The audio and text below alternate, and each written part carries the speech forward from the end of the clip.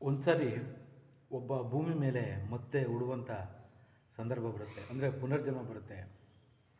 ಆದರೆ ಅವನಿಗೆ ಹೋಗೋಕ್ಕೆ ಇಷ್ಟ ಇರೋದಿಲ್ಲ. ಆವಾಗ ಭಗವಂತ ಹೇಳ್ತಾನೆ, ನೋಡು ನೀನು ಅಲ್ಲಿ ಹೋಗಿ ಉಡಲೇಬೇಕು, ಇದು ನಿನ್ನ ಪುನರ್ಜನ್ಮ, ಅಲ್ಲಿನ ಕರ್ತವ್ಯ ಮುಗಿಸಿ ಮತ್ತೆ ನೀನು ಬರಲೇಬೇಕು ಅಂತ ಹೇಳ್ತಾನೆ. ಆವಾಗ ಭಕ್ತ ಹೇಳ್ತಾನೆ, ಸರಿ ನಾನು ಹೋಗ್ತೀನಿ ಭೂಲೋಕಕ್ಕೆ, ಆದರೆ ನೀನು ಕೂಡ ನನ್ನ ಜೊತೆ ಬರಬೇಕು ಅಂತ. ಆವಾಗ ಭಗವಂತ ಹೇಳ್ತಾನೆ, ನೀನು ಯಾವಾಗ ನೆನಪು ಮಾಡ್ಕೋತೀಯ ಆವಾಗ ನಾನು ನಿನ್ನ ಜೊತೆ ಬರ್ತೀನಿ. ಆವಾಗ ನೀನು ನಡೆಯೋ ಮುಂದೆ ಎರಡು ಜೊತೆ ಹೆಜ್ಜೆ ಗುರ್ತನ ನೋಡ್ತೀಯ ನೀನು ಅಂತ ಹೇಳ್ತಾನೆ.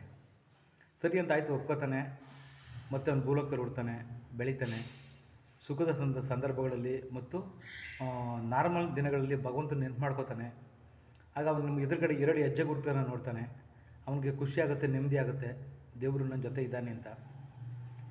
ಅದೇ ರೀತಿ ಮತ್ತೆ ಬೆಳೆದು ದೊಡ್ಡನಾಗ್ತಾನೆ. ಕಷ್ಟಗಳು ಬರ್ತವೆ. ಕಷ್ಟಗಳು ಬಂದಾಗ ದೇವರನ್ನು ನೆನಪು ಮಾಡ್ಕೋತಾನೆ. ಆವಾಗ ನೋಡ್ತಾನೆ, ಅವನ ಮುಂದೆ ಬರೀ 2 ಹೆಜ್ಜೆ ಗುರುತುಗಳನ್ನು ಮಾಡ್ತಾನೆ ನೋಡ್ತಾನೆ. ಆವಾಗ ಅನ್ಕೋತಾನೆ, ಓ ದೇವರು ನನ್ನ ಜೊತೆ ಯಾಕೋ ಬರ್ತಾಯಿಲ್ಲ ಅಂತ. ಅದೇ ಜೀವನದಲ್ಲಿ ನೋವಲ್ಲಿ ಅವನ ಜೀವನನ ಕಳೆದು ಕಡೆಗೊಂದಿನ ಸತ್ತು ಮತ್ತೆ ದೇವರ ಹತ್ರ ಹೋಗ್ತಾನೆ. ದೇವ್ರನ್ನ ಕೇಳ್ತಾನೆ, ಅಲ್ಲ ನೀನು ನನಗೆ ಮಾತು ಕೊಟ್ಟಿದ್ದೆ, ನಾನು ನಿನ್ನ ಜೊತೆ ಯಾವಾಗಲೂ ಇರ್ತೀನಿ ಭೂಲೋಕದಲ್ಲಿ ಅಂತ. ಆದರೆ ನನ್ನ ಕಷ್ಟ ಸಮಯದಲ್ಲಿ ನೀನು ಬಂದು ನಿನ್ನ ಹೆಜ್ಜೆ ಗುರುತನ್ನು ತೋರಿಸ್ಲೇ ಇಲ್ಲ ಅಂತ. ಆವಾಗ ಭಗವಂತ ಹೇಳ್ತಾನೆ, ನೋಡು ನೀನು ಕಷ್ಟದಲ್ಲಿರುವಂಥ ಸಂದರ್ಭದಲ್ಲಿ ನಾನು ನಿನ್ನ ಎತ್ಕೊಂಡು ಹೋಗ್ತಾ ಇದ್ದೆ, ನೀನು ನಡಿಬಾರ್ದು ಅಂತ. ಅದು ನಿನಗೆ ಗೊತ್ತಾಗಿಲ್ಲ. ಅಲ್ಲಿ ಬರ್ತಿದ್ದು ನನ್ನ ಹೆಜ್ಜೆ ಗುರುತುಗಳು ಮಾತ್ರ, ನಿನ್ನ ಹೆಜ್ಜೆ ಗುರುತು ಇರಲಿಲ್ಲ ಅಂತ. ಇದೇ ನಂಬಿಕೆ. ಜೀವನದಲ್ಲಿ ನಾವು ಭಗವಂತ ಯಾವಾಗಲೂ ನಮ್ಮ ಜೊತೆಗಿರ್ತಾನೆ ಅಂತ ನಂಬಿ ನಾವು ಜೀವನ ಮಾಡಬೇಕು. ಏನಂತೀರ? ಯೋಚನೆ ಮಾಡಿ.